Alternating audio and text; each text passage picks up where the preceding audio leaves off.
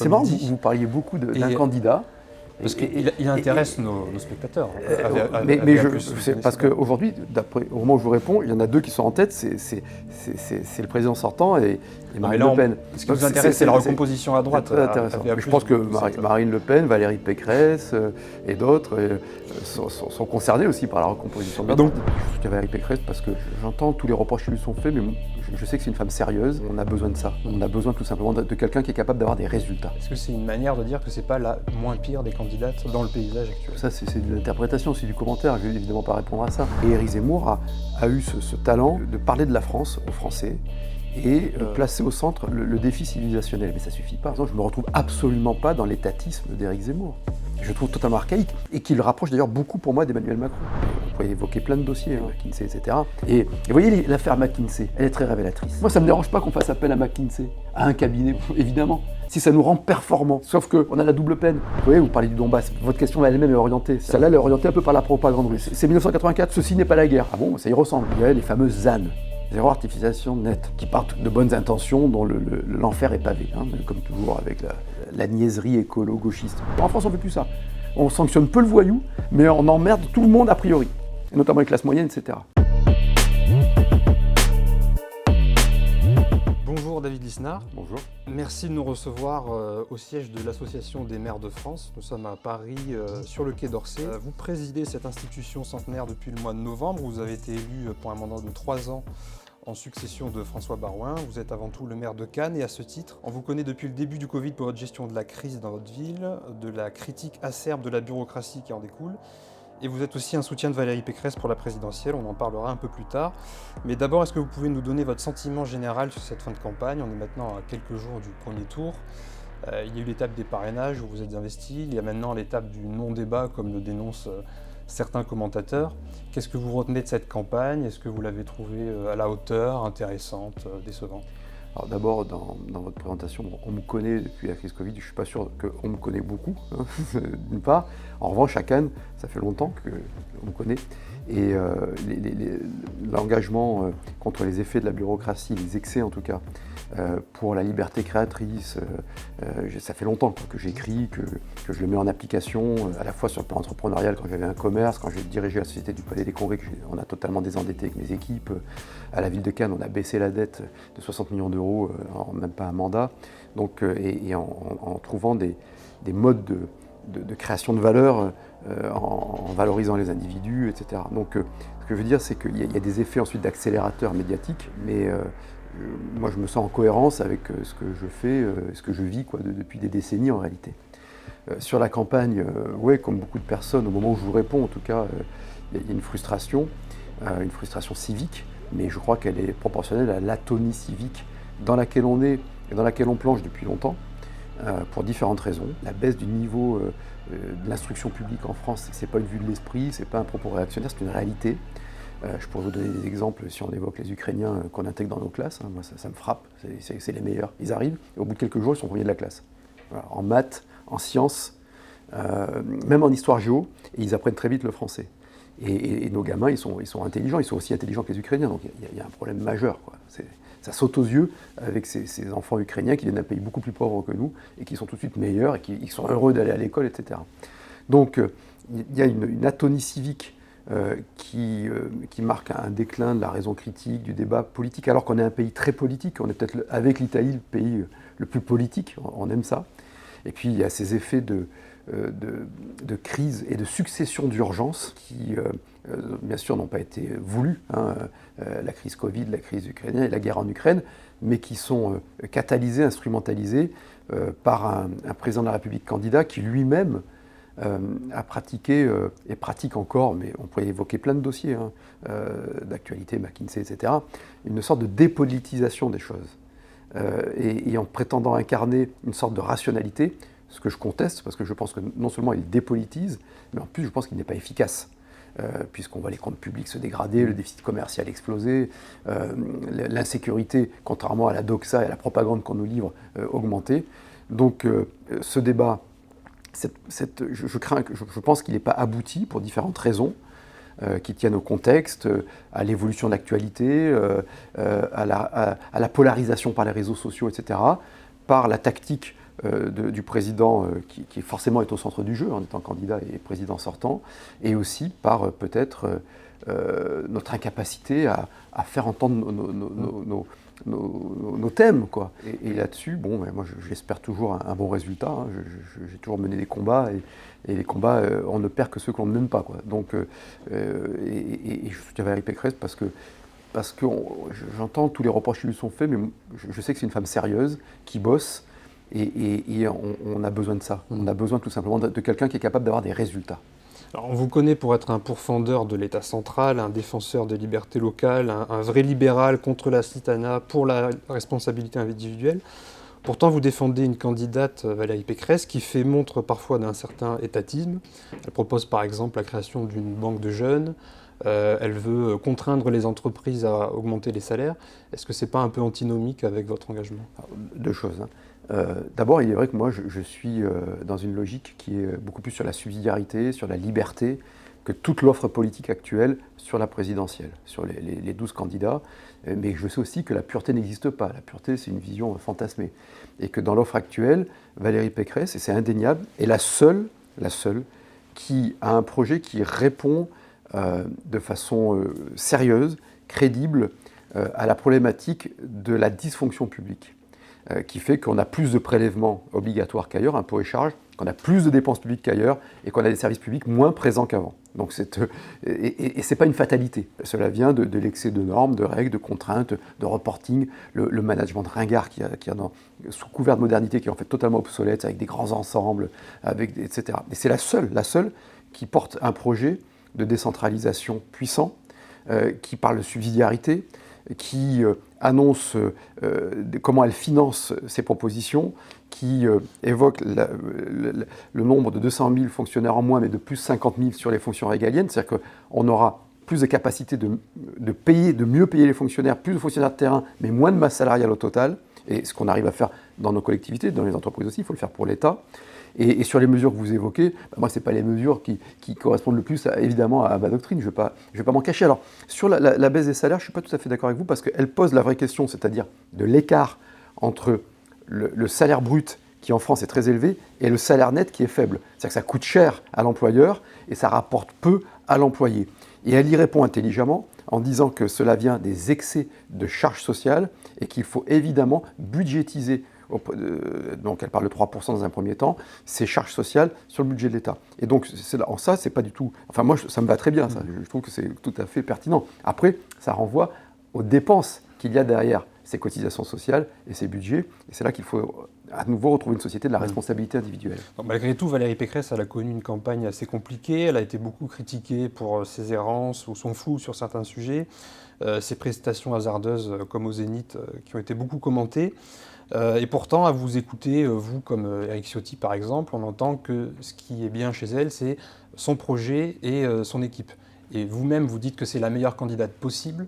Est-ce que c'est une manière de dire que ce n'est pas la moins pire des candidates dans le paysage actuel ? Ça, c'est de l'interprétation, c'est du commentaire. Je ne vais évidemment pas répondre à ça. Mais dans ce que vous dites, il n'y a pas que le projet et l'équipe. Il y a aussi sa personnalité. On peut dire ce que l'on veut de Valérie Pécresse, mais c'est une combattante. C'est quelqu'un qui a des résultats. Quand elle est passée dans les ministères, elle a laissé une trace. La réforme de l'université, c'est une des rares réformes des 15 dernières années dont on se souvient et qui a été positive. Ce qu'elle fait à la région Île-de-France, alors on peut tout, on peut gloser, on peut ergoter, on peut dire ce que l'on veut, sauf qu'elle a baissé la dette, elle maîtrise, elle défend les contribuables, elle a été inflexible bien avant d'être candidate à la présidentielle, ce n'était pas un effet de manche face aux dérives islamistes dans les bases de loisirs. Et dans la région de France, ce n'est pas évident. Et ce que je trouve intéressant aussi chez elle, c'est qu'elle a des principes qui me paraissent clairs, d'une droite classique, qui me vont très bien, et qu'elle comprend le monde dans lequel on est. Elle ne joue pas sur un ressort très facile en politique. Il y a des ressorts faciles en politique, vous savez.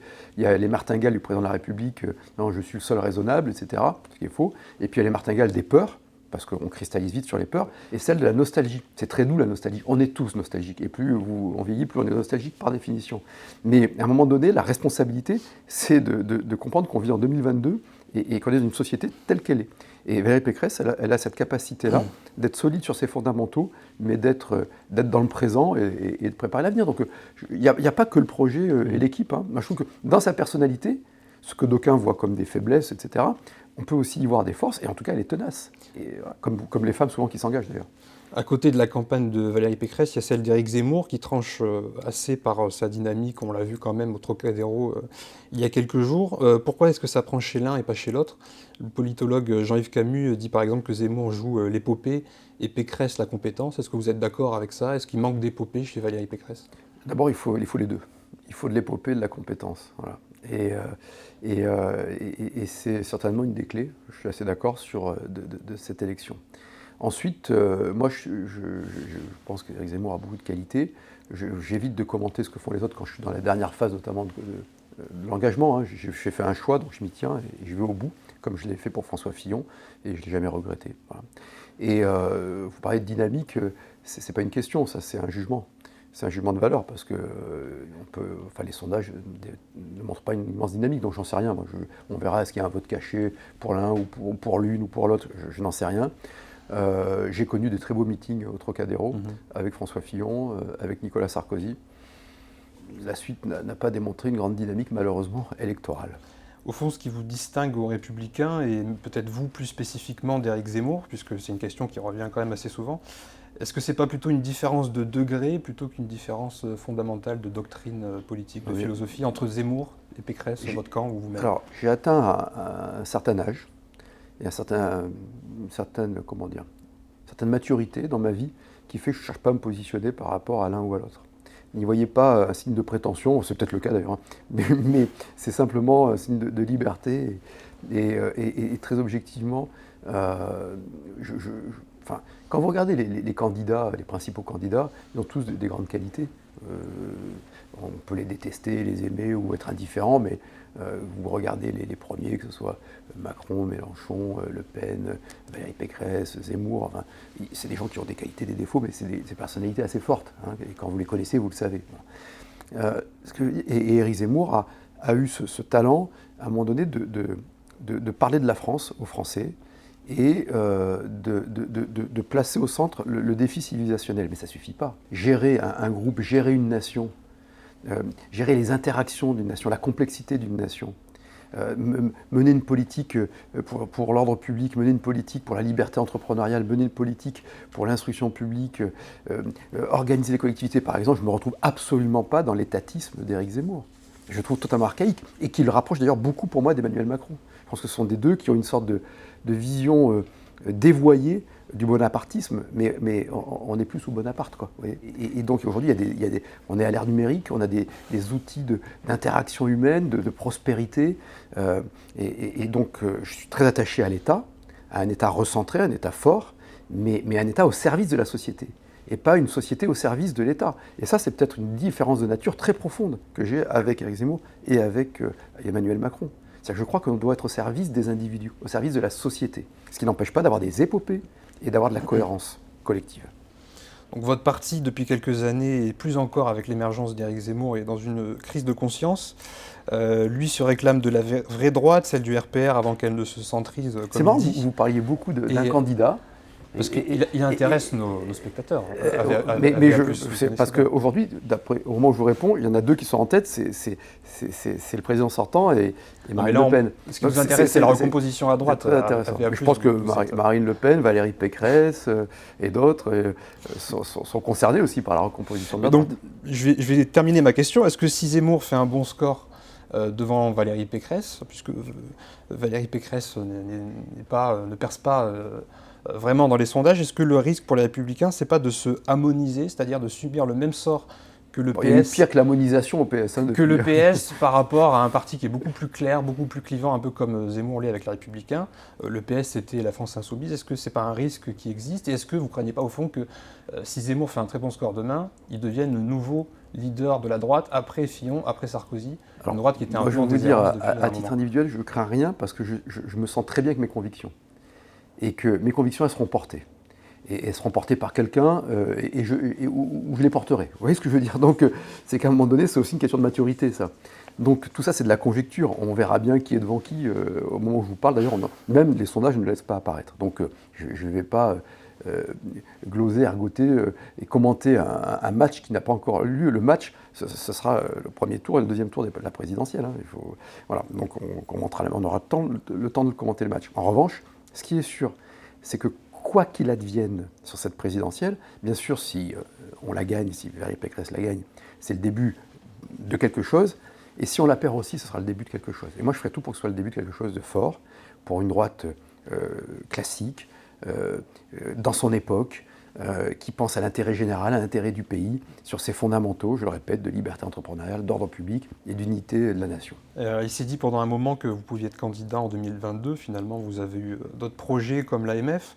Mais entre-temps, vous avez quand même lancé votre mouvement, vous avez travaillé sur un vrai programme avec des équipes de travail que j'ai pu suivre un peu. C'était quelque chose de très sérieux, il y a une vraie infrastructure.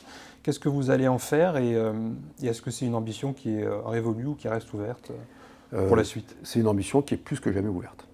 Et donc avec Nouvelle Énergie, on verra comment elle évolue aussi. Enfin, on va passer, quoi qu'il advienne, à une phase, et je l'ai dit, quel que soit d'ailleurs le résultat de la présidentielle législative, on va construire une offre et on va proposer une offre très puissante pour les prochaines années. La triangulation que opère Emmanuel Macron depuis 5 ans, qui consiste à emprunter des éléments de langage et de programme aux uns et aux autres, ce en même temps qui obère les clivages, qui installe un moi ou le chaos, c'est un peu ce que vous avez dit tout à l'heure, qui essaie de faire passer tous les autres pour des incompétents ou des extrémistes, est-ce que c'est pas dangereux pour la démocratie? Et avant, on avait le droit à un clivage gauche-droite qui nous laissait un vrai choix de société. Maintenant, c'est un peu un clivage entre le bien et le mal. Est-ce que vous souscrivez à cette lecture? Oui, la réponse est dans votre question. Je pense que la démocratie, elle est attaquée, elle est malade, indépendamment d'Emmanuel Macron. Il ne faut pas tomber dans le manichéisme. Mais je pense que c'est Maxime Lédo non, c'est pas Maxime Lédo, c'est Raphaël Lorca. Ah oui, d'accord. Raphaël Lorca, sur la marque Macron. Et donc, pour reprendre ce que Raphaël Lorca, dans son ouvrage, qui je trouvais très très bien fait sur la marque Macron, parle de neutralisation de la vie politique. Donc, chez Emmanuel Macron, c'est sûr que ça catalyse, ça stimule cette polarisation. Et justement, ce qui est très important, c'est de refuser cette polarisation. C'est de la refuser. C'est de la refuser en apportant une offre politique forte, qui puisse aller à la racine des choses, donc radicale, mais qui ne soit pas extrémiste, qui ne soit pas démagogue, et qui quand même imprime. Donc c'est à cela qu'on va devoir s'atteler. Moi, j'ai essayé à mon niveau de commencer à faire cela. Pour approfondir un peu cette question, est-ce que vous souscrivez aussi à cette nouvelle dualité imposée par Emmanuel Macron et aussi par Marine Le Pen ou Jordan Bardella à la fin de cette élection, entre le pôle mondialiste, progressiste et un pôle conservateur, souverain, réactionnaire? Est-ce que c'est cette binarité, est-ce qu'il y a une troisième voie à défendre entre les deux et comment est-ce qu'on peut la défendre? C'est une dialectique qui a sa pertinence, hein, c'est certain, mais à mon avis, elle ne couvre pas du tout le champ, la réalité sociologique et politique du pays. C'est une grille de lecture, elle peut mettre des gens dans des tiroirs, mais pour moi, il y a une autre dialectique qui me paraît très important d'imposer, surtout si Emmanuel Macron est réélu, c'est d'en finir avec une sorte de social-démocratie qui gouverne le pays depuis des décennies, un coup au centre-gauche, un coup au centre-droit, et qui a eu qui a apporté au pays, hein, et qui, je veux dire qu'il y a eu des choses positives de réaliser, là aussi il ne faut pas être manichéen, mais qui aujourd'hui est devenu un conformisme techno, qui contribue aussi à anesthésier le débat politique en se confondant avec la raison. Or, il y a une autre offre à apporter, donc c'est une autre dialectique pour sortir de cette espèce d'étatisme, de cette social-démocratie qui produit un excès de dépenses publiques, qui déresponsabilise les gens. Et sur cette espèce d'étatisme social-démocrate, que ce soit Emmanuel Macron, Marine Le Pen ou Éric Zemmour, ils se retrouvent tous en fait. Leur matrice, c'est la même. Alors ça les choquerait profondément, je pense, s'ils entendaient ça, mais c'est une réalité. Et je crois que, on va reprendre un mot qui était à la mode il y a 5 ans, le disruptif, il est ailleurs. Il est dans la volonté de recréer une nation forte par des individus forts. C'est-à-dire, moi, ce que je voudrais, c'est qu'on ait un projet qui soit un projet de société augmentée, de société élevée. Et ça passe évidemment par l'éducation nationale, ça passe par une politique culturelle forte. Personne ne parle de culture. Et puissante, autour d'un patrimoine commun. Voilà, et des individus qui soient à la fois extrêmement bien fiers et solidaires en tant que Français, et qui se sentent très bien dans la conquête mondiale. Je veux dire, vous savez que je suis maire de Cannes. Cannes, alors c'est caricaturé, etc. Mais la réalité de cette ville, c'est que c'est une ville, vous la connaissez un peu maintenant, c'est la première prud'homies de pêche, une ville très ancienne. Hein, les Phéniciens y étaient, les Ligures, c'est une ville vraiment française, très ancienne. Cette ville, c'est un village, elle a taille humaine, 75 000 habitants. Et elle est complètement mondiale. Et elle tire sa prospérité, elle tire sa paix, elle tire sa singularité, son identité, de sa capacité à être mondiale. Mais comment elle est compétitive et elle-même dans la mondialisation en cultivant son côté français et provençal. C'est ce qui nous distingue. Il y a deux façons d'être dans la mondialisation. Il y a la World Company, c'est-à-dire vous créez vos normes, vous créez, c'est Apple, c'est Coca-Cola, etc. Et puis il y a le fait d'être dans une niche, comme on dit en marketing, de cultiver son identité. Et je crois que la France peut être un Eldorado. L'interaction des échanges, c'est positif, hein. Faut pas croire. Hein. C'est-à-dire que le commerce mondial, à condition qu'il y ait une réciprocité, à condition que ça ne se fasse pas au détriment de notre souveraineté, et c'est là qu'il faut se méfier des idéologies. Et je pense qu'effectivement Emmanuel Macron a une vision qui était une espèce de division internationale du travail, mais là aussi complètement archéo, quoi. C'est complètement archaïque. Donc il y a autre chose à inventer, et qui ne renvoie pas forcément à cette dialectique je suis soit enraciné, soit mondial. Je suis enraciné et mondial. Voilà. Vous parliez tout à l'heure de l'atonie civique qui entraîne l'abstention qui s'annonce encore massive. Est-ce que cette atonie, elle explique la cote de popularité du président, le fait que les affaires, les critiques lui glissent un peu dessus, et puis qu'on se dit, bon, finalement, il a traversé la crise Covid, les gilets jaunes, qui aurait pu faire mieux, il présente bien. Est-ce qu'il n'y a pas une espèce de résignation oui, vis-à-vis de... Il y a une résignation et il y a une amnésie.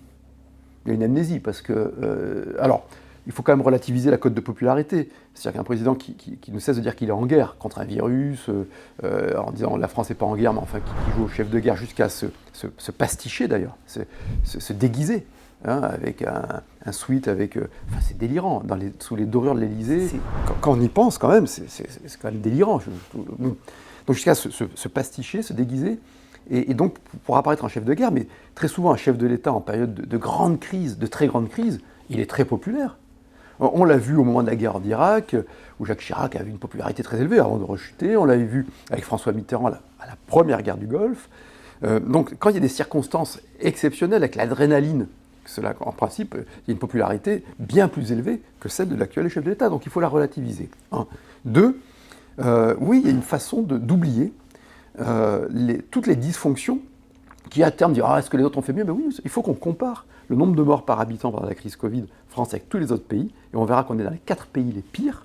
Il faut qu'on compare les performances économiques, on nous dit qu'on est des champions économiques, mais il y a une mystification inouïe. Le taux de chômage s'améliore, tant mieux, il baisse. Mais il baisse moins que la moyenne européenne. La précédente fois, le taux de chômage avait baissé, c'est-à-dire avant la crise des subprimes, il baissait plus vite en France, c'était sous Nicolas Sarkozy, que la moyenne européenne. Le déficit commercial a augmenté en seulement 4 ans de 35%. C'est énorme, on n'avait jamais vu ça. On est à 85 milliards. Et ça, on peut nous raconter ce que l'on veut. On peut nous sortir des exemples de boîtes qui réussissent, et tant mieux, qui existent. Mais la réalité, c'est que la perte de compétitivité de la France, compétitivité qualité, de sa formation, sa capacité capitalistique, elle se traduit dans ce déficit commercial au sein de la zone euro. Ce n'est pas un effet de l'euro. On est en déficit commercial avec tous les pays qui ont l'euro, sauf l'Espagne. Voilà, c'est simple. La désindustrialisation, on nous montre une boîte qui s'installe, mais pendant qu'il y en a une qui s'installe, il y en a 10 qui plongent. On a un taux d'industrialisation aujourd'hui qui est de 11%. Sur l'industrie manufacturière, on a 10,5%. On est passé derrière l'Espagne, on est derrière l'Italie depuis longtemps, derrière l'Allemagne depuis très longtemps. Donc, il y a et on l'a vu pendant la crise Covid, où on a eu quand même un État qui était incapable de fournir les équipements de base, des blouses, des masques, etc., à ses salariés, soi-disant une grande puissance mondiale, et qui en plus attaquait les mairies qui, elles, arrivaient à les acheter pas cher, des masques de bonne qualité, et les fournissaient aux hôpitaux, qui sont pourtant du ressort de l'État. Donc je crois qu'il est très important de déconstruire cette image-là. C'est dans un intérêt civique, et qu'on débatte de vraies choses. Enfin, le déficit de l'État s'est dégradé avant le Covid. La dépense publique a augmenté hors Covid. Qu'elle augmente pour le Covid, c'est logique, tout le monde le comprend. C'est le rôle de l'État d'être d'un dernier assureur, un protecteur. Mais 40 milliards d'euros d'augmentation des dépenses courantes de l'État, mais c'est délirant. Et c'est pas tout le monde comme ça. Dans nos collectivités, on ne fait pas ça. Moi, je baisse les dépenses, on baisse la dette. Sans transition, vous êtes allé en Ukraine il y a quelques semaines. C'est un pays que je crois que vous connaissez bien pour l'avoir un peu parcouru quand vous étiez président du Palais des Festivals de Cannes. Pourquoi vous y êtes allé et qu'est-ce que vous avez vu sur place? Alors, j'y suis allé d'abord parce que, comme vous le dites, c'est un pays que je connais, comme la Russie d'ailleurs. C'est des pays que j'aime beaucoup par leur culture, par leur potentiel, leur énergie. Et à l'époque, moi, j'y avais des clients donc, que je voyais régulièrement. J'y suis allé parce que dès que, dans la nuit du jeudi au vendredi, quand la Russie commence les bombardements à 4h30 du matin, dès le vendredi, je reçois des Ukrainiens qui vivent à Cannes et je ressens, pour les connaître, non pas la résignation, mais l'immense combativité qu'ils avaient en eux. Et je suis dans une ville, ma ville de Cannes, notre ville de Cannes, qui a accueilli très souvent des réfugiés dans son histoire, italiens, espagnols, des réfugiés politiques, mais aussi des immigrés économiques, capverdiens, etc., polonais, maghrébins. Et quand j'étais gamin, par exemple, on avait eu tous les Iraniens qui venaient, qui était une diaspora plutôt argentée qui fuyait les mollahs. Puis les Libanais, donc on a une très forte communauté libanaise, une très forte communauté iranienne. Il y a eu beaucoup de personnes qui sont venues du monde entier. Et quand il y a eu, parce que Emmanuel Macron dans sa déclaration avait dit qu'il n'y a plus de guerre en Europe depuis la Deuxième Guerre mondiale, il y a quand même eu les guerres de Yougoslavie, juste 120 000 morts, 3,5 millions de déplacés. Et on a vu beaucoup d'ex-Yougoslaves, Croates, Serbes, etc., Kosovars, arriver à Cannes, mais c'était sur 8 ans et demi qu'il y a eu 3,5 millions de déplacés. Là, on est à 5 millions de déplacés, au moins, sur 3 semaines. Donc, comme on est sur le continent européen, comme on est une ville de diaspora, j'ai tout de suite, et je l'ai écrit d'ailleurs, perçu l'enjeu humanitaire et l'enjeu géostratégique. Et donc, aller en Ukraine, c'était pour moi une façon de sécuriser toute la logistique d'acheminement de l'aide humanitaire. Donc, j'ai vu comment arriver l'aide humanitaire dans toutes les villes où on l'envoyait. Et donc j'ai fait un périple d'à peu près entre 800 et 900 km. Et c'était aussi une façon de sécuriser le premier kilomètre d'émission, si je puis dire, des réfugiés, qui ensuite transitent par la Moldavie, la Slovaquie ou la Pologne, un peu par la Hongrie, mais surtout la Pologne, et de bien les accueillir chez nous. Et ça se passe merveilleusement bien, parce que ce sont des femmes et des enfants, des femmes très volontaires, qui tout de suite travaillent, qui veulent payer leur loyer. Enfin, c'est assez inouï ce que l'on constate. Comment est-ce que vous percevez le traitement médiatique de cette guerre en France? Est-ce que vous ne voyez pas un certain unanimisme qui consiste à mettre en avant, à juste titre d'ailleurs, l'héroïsme du président Zelensky, mais qui a tendance à mettre sous le boisseau des choses un peu dérangeantes comme les exactions dans le Donbass, les milices néo-nazis d'Azov, le non-respect des accords de Minsk?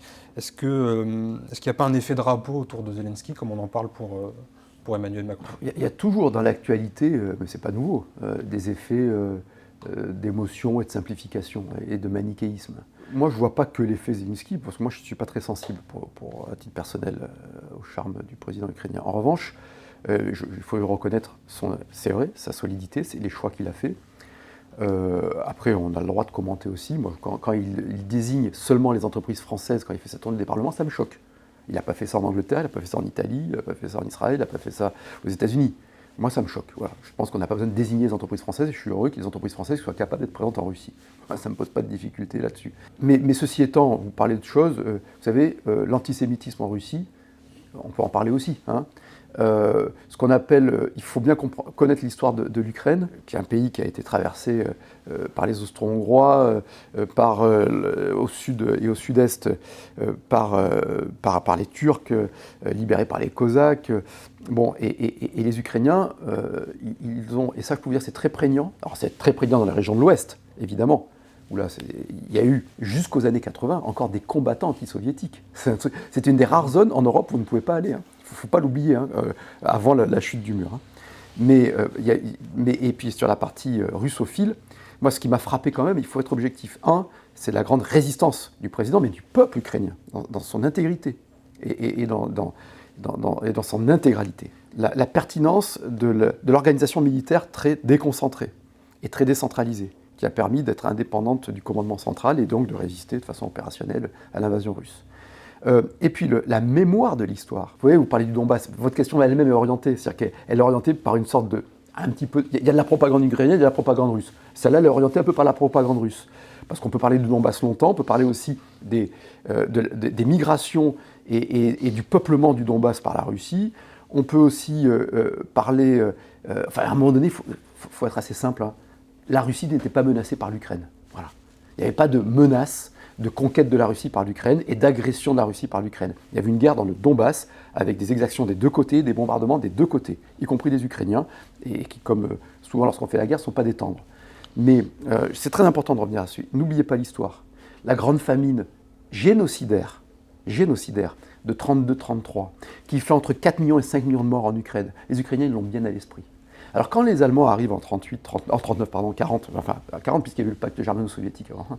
Donc donc en 41, à la fin du pacte germano-soviétique, sans lequel cette alliance nazie-communiste, il n'y aurait peut-être pas eu l'invasion de la France, les Ukrainiens, ils leur indiquent tout de suite la direction de Moscou, hein, parce qu'ils avaient vécu l'oppression soviétique, le massacre des koulaks, hein, paysans qui étaient assimilés à des bourgeois, donc ils se faisaient tuer à coups de pioche, et les 4 à 5 millions de morts par les soviétiques.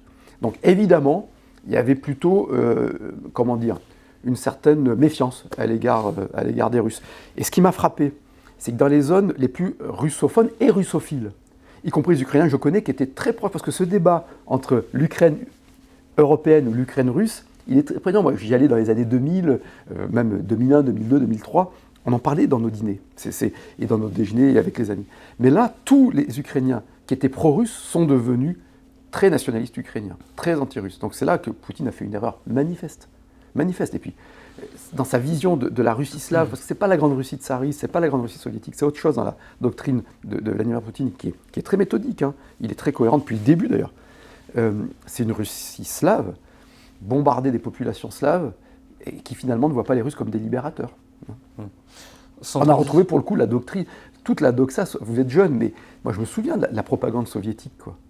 Et Vladimir Poutine, qui est un homme très rationnel, mais pas raisonnable, nous on confond les deux, il n'est pas raisonnable, mais il est très rationnel.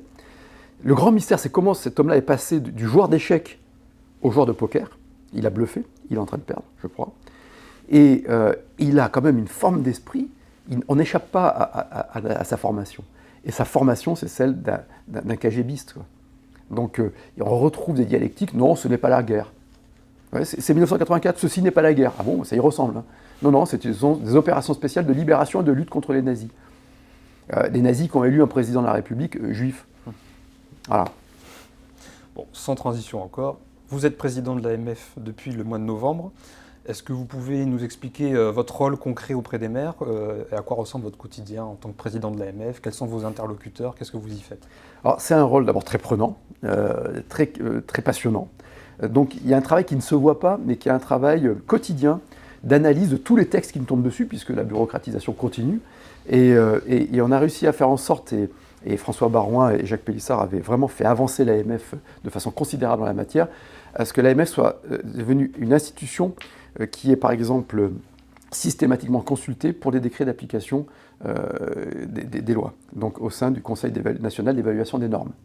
Et là, on a eu des décrets, par exemple. Alors ça ne se voit pas, c'est pas spectaculaire, et on traduit cette analyse-là qu'on donne aux maires en leur disant « Attention, ce décret prévoit ça, il va falloir qu'on résiste là-dessus », ou au contraire, ça vous donne telle opportunité. Donc il y a un travail pratiquement de prestataire, d'analyse juridico-administrative que l'on fournit aux maires. Et c'est passionnant. Là, sur la loi climat et résilience, il y a les fameuses ZAN, zéro artificialisation nette, qui partent de bonnes intentions dont l'enfer est pavé, hein, comme toujours avec la niaiserie écolo-gauchiste. Et il y a eu dans la loi 3DS une volonté de rendre ces obligations de ZAN un peu plus adaptées à la réalité du terrain. En réalité, le décret qui nous sort est contraire à l'esprit de la loi, puisque ces ZAN deviennent obligatoires dans les SRADET, c'est-à-dire que les SRADET vont être opposables, y compris pour les ZAN, aux documents d'urbanisme. Alors ça fait technique, sauf que, en fait, dans la réalité, on enlève aux maires leur pouvoir d'urbanisme, une fois de plus. Ils peuvent se voir imposer par un document opposable à l'échelle régionale l'incapacité de développer leur commune. Donc vous voyez, ça c'est un exemple qui vient à l'esprit. Donc il y a tout ce travail d'analyse des textes, il y a tout ce travail de mobilisation, de défense de la réalité communale et de la ruralité, qui est un enjeu majeur qu'on met en avant, et puis d'être force de proposition, pour défendre les libertés locales. Donc c'est passionnant. Je vais aux assemblées générales de maires quand je le peux. Parfois, il y en a plusieurs dans plusieurs départements dans la même journée. Rencontrer les maires, remonter les infos. Sur la vaccination, me battre pour que les mairies soient remboursées. Donc c'est ce travail de go-between et puis de quotidien, mais aussi de prospectif pour défendre les libertés locales. Dans votre doctrine politique reviennent souvent les notions de liberté et de responsabilité que vous liez, que vous rendez indissociables. C'est pas toujours lié, mais c'est une dialectique qui fonctionne pas mal. Est-ce que vous pouvez nous détailler et expliciter cette dialectique qu'on entend peu souvent en politique ? Alors, c'est une question très large que vous me posez, et on regarde l'heure. Mais si vous voulez, moi je suis d'un univers d'indépendants. Et vous savez que l'âge, on apprend à s'auto-analyser. Et donc, j'ai grandi dans le petit commerce avec des parents autodidactes. J'ai eu moi-même un petit commerce. Donc, j'ai découvert la politique parce que j'étais passionné de ça, mais il ne serait jamais venu à l'esprit de mes parents d'aller voir un maire, y compris qu'ils étaient en grande difficulté. On a eu des grandes difficultés. J'ai eu des hauts et des bas quand j'étais gamin avec mes parents, des moments de prospérité avec les commerces, puis des moments de très graves difficultés et de galères où tout part. Bon. Mais ça ne venait pas à l'esprit de dire que c'était la faute aux autres. C'est des trucs qui... Voilà. Et j'ai découvert ça, moi, en étant élu, ou dans les permanences. Bon. Alors, il faut aider, il faut être à l'écoute, il faut comprendre les douleurs, il faut les accompagner, mais on ne rend jamais service à quelqu'un en l'assistant. On rend service à quelqu'un en lui permettant de s'aguerrir et en lui donnant une deuxième, troisième chance, quand on a la chance d'avoir une position qui permet de le faire du bien. Donc, moi, je suis profondément attaché à mon indépendance, et à l'indépendance de la France, et à l'indépendance des communes. Voilà, vous voyez, c'est-à-dire que l'indépendance, elle crée, c'est un moteur puissant de progrès. Et c'est pas du progressisme, c'est pas la même chose. L'humorisme, il faut faire gaffe. Et donc, pourquoi ? Parce que l'indépendance, c'est votre liberté. Et donc, elle vous oblige à exercer, à prendre des décisions. Donc, votre liberté n'existe que dans la responsabilité. C'est tout. C'est-à-dire que c'est comme la loyauté. Si demain, vous voyez, quand je fais des choix, quand j'ai soutenu François Fillon jusqu'au bout, Valérie Pécresse, etc., bien sûr que tout n'est pas blanc, tout n'est pas noir, c'est évident, mais je le fais, j'en attends rien, personnellement. J'en attends pour le pays. J'en attends aucun poste, quoi. Et si j'attendais un poste, je dirais, je veux faire ça, j'aimerais être ci, mais ce n'est pas le cas. Donc, on ne peut être loyal que si on est libre. Autrement, on est vassal. Moi, je ne veux pas être vassal, je veux être libre. Je veux que mes gamins, c'est ce que j'essaie d'inculquer, je veux que mes enfants ils soient libres. Donc, une façon d'être libre, c'est une façon d'être responsable. Par exemple, on nous a enlevé la responsabilité fiscale dans les communes, ben on a perdu de la liberté d'action. C'est assez simple à comprendre. Alors, ça ne marche pas à tous les coups, parce qu'il y a des libertés qui ne doivent pas être corrélées à une responsabilité. Ça, c'est encore... à un moment donné, il y a des libertés intangibles, quoi. Et la liberté, c'est d'abord ce que l'on a en nous. Ce qu'on a en nous, c'est la spiritualité, la vraie liberté. C'est ce qui fait que c'est Solzhenitsyn, pour en citer un auteur qui nous ramène plus en Europe de l'Est, mais nous a apporté de façon considérable. C'est une espèce d'attitude que l'on a en soi, c'est une énergie, c'est de la triple la liberté. Mais ça ne marche pas toujours, mais très souvent la liberté n'existe que dans sa capacité à prendre des décisions, donc à être responsable de ses actes. Autrement, on est une espèce animale comme les autres. On se reproduit, on se protège, on s'adapte. Mais on est une espèce animale différente des autres. On fait des œuvres d'art. On peut faire des guerres, on peut faire du bien. On n'est pas tourné que vers la reproduction, la protection et l'adaptation à l'environnement. On fait des ruptures. C'est ça l'être humain. C'est une vision très... C'est Hannah Arendt. Bon, rapidement, il y a une autre notion qui revient un peu à la mode, c'est le principe de subsidiarité. Qui est très lié d'ailleurs. Qui est très lié et que vous J'aimerais bien que ce soit à la mode. Et que vous défendez dans l'anti-âge de ces libertés locales. Parce que ça ne parle pas au grand public, malheureusement. Est-ce que vous pouvez, là aussi, l'expliciter rapidement en 2 minutes ? En 2 minutes, non. Mais il y a 2 subsidiarités. Il y a la subsidiarité horizontale et la subsidiarité verticale. La subsidiarité verticale, c'est celle dont on parle tout le temps. Elle ne peut être que du bas vers le haut, du local vers le général. C'est toute l'ambiguïté, la subsidiarité européenne qui a consisté à définir des compétences en haut et ensuite à laisser le bas faire ce qu'il veut. C'est le contraire. Et ça, c'est la vraie liberté. C'est-à-dire une mairie doit essayer de régler ses problèmes. Si elle ne peut pas, elle monte à l'échelon au-dessus. C'est la subsidiarité verticale. Et donc, en termes de pouvoir public, c'est ce qui crée de l'énergie. C'est ce qui crée du progrès. C'est ce qui crée l'initiative. C'est ce qui fait que les règles d'ordre public doivent être fortes et que l'État doit y veiller scrupuleusement, pénaliser, sanctionner ceux qui ne respectent pas les règles, mais que ce soit des règles de contrôle a posteriori. Et il faut donc qu'on cesse de nous entraver par une multiplication d'interdits ou de restrictions a priori, qui marquent on n'a pas confiance à l'individu, on pense que l'individu est forcément pervers, donc qu'on accepte l'erreur, qu'on accepte la transgression et qu'on sanctionne la transgression. Mais il faut des règles a posteriori. Et ça, c'est vraiment très profond. C'est très libéral d'ailleurs. C'est très libéral. C'est-à-dire qu'on arrête avec tout ce qui nous entrave a priori et qu'en revanche, on sanctionne vraiment et fortement a posteriori. En France, on ne fait plus ça. On sanctionne peu le voyou, mais on emmerde tout le monde a priori, et notamment les classes moyennes, etc. C'est ce que je n'accepte plus, moi, dans ce modèle étatiste. Ça, c'est la subsidiarité verticale. Et puis il y a la subsidiarité horizontale, dont on parle peu. C'est celle qui consiste à dire d'abord que c'est à l'individu d'essayer de faire sa vie. Et en revanche, il doit bénéficier, parce qu'on est une grande civilisation de solidarité, de charité, d'aide, de politique publique sociale. Moi, je suis fier qu'à Cannes, on ait une politique sociale forte, mais qui n'entretient pas les gens dans des trappes à pauvreté. On essaie d'apporter de la formation, à manger, un revenu, un toit, évidemment, mais pour que les individus s'élèvent, s'aguerrissent. C'est une notion qui résulte, vous savez, ça ne vient pas de l'Europe, la subsidiarité, contrairement à ce qu'on croit. Ce n'est pas technocratique, ça vient du thomisme en philosophie. Ça vient donc, c'est une notion démocrate chrétienne, c'est vraiment la résultante de la notion de dignité. C'est pour ça que moi je suis libéral, parce que je suis pour la dignité humaine, donc la responsabilité, donc la liberté. La dignité humaine, c'est ça la subsidiarité. C'est qu'un être humain, c'est pas qu'un individu. L'individu, c'est bien parce que la sphère privée, c'est un progrès. Mais ça ne suffit pas, parce qu'autrement, on atomise la société et on a des individus qui consomment des droits et on voit les gens qui veulent avoir tout, l'individu roi, les capricieux. C'est le mauvais côté du néolibéralisme et d'une époque très destructrice de société et de nation. Ça, c'est autre chose. C'est la personne humaine. La subsidiarité, c'est la personne humaine. C'est-à-dire un individu qui est chargé de liberté, de responsabilité, de capacité morale, d'altruisme et de dignité et d'indépendance. Magnifique. Dernière question. Dans cette campagne où il est plus que jamais question d'idéologie, de choix civilisationnels, de questions identitaires, est-ce que finalement, c'est pas une mauvaise gestion du pays depuis des décennies, sur le plan des finances, de la sécurité, de la justice, des frontières, que découle la crise dans laquelle on est aujourd'hui? Est-ce que finalement, on n'aurait pas plus besoin d'un bon gestionnaire que d'un idéologue à la tête de l'État? Alors, il faut pas d'idéologue. Il faut de l'idéologie un peu, mais pas trop. Jean-François Revel disait « l'idéologie, c'est ce qui réfléchit à votre place ». Alors contre, il ne faut pas qu'un gestionnaire, surtout pas. Le pays n'a pas besoin d'être administré, il a besoin d'être gouverné.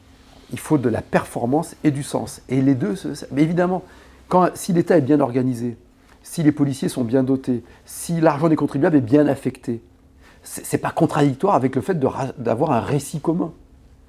J'ai jamais compris cette opposition entre les deux. Y compris d'ailleurs, de personnes que je soutiens parfois qui opposent l'efficacité et la solidarité. Non, la fraternité. Non, c'est lié. Donc il faut. Je pense qu'on doit d'abord. Quand vous êtes président de la République, vous êtes chef de l'État. Donc vous devez organiser l'appareil d'État. Il faut bien organiser l'appareil d'État. Et vous voyez l'affaire McKinsey, elle est très révélatrice. Parce qu'on essaie, et le président là aussi, il est malin. Il nous dit que j'aille en justice si c'est. Mais ok, il y a peut-être des choses à vérifier en justice, moi je le crois. Pourquoi s'augmenter? Mais c'est une question politique. Moi, ça ne me dérange pas qu'on fasse appel à McKinsey, à un cabinet, évidemment, si ça nous rend performants, si ça nous permet de créer de la cohésion sociale et de l'efficacité dans la dépense publique, sauf qu'on a la double peine. On n'a jamais eu autant de dépenses publiques, on n'a jamais eu autant de bureaucratie qui ne sert à rien, et on a payé des cabinets privés. C'est-à-dire qu'on a ajouté à de la technocratie publique, de la technocratie privée. Mais c'est les mêmes. Ils ont la même forme d'esprit. Ils confondent les fins et les modalités. Il faut de la comptabilité, mais ce n'est pas une fin en soi. C'est la différence entre la vision comptable et la bonne gestion. Voilà. Donc performance, essence, c'est ce que l'on va réunir avec une nouvelle offre politique. Merci beaucoup, David Isna. Merci à vous.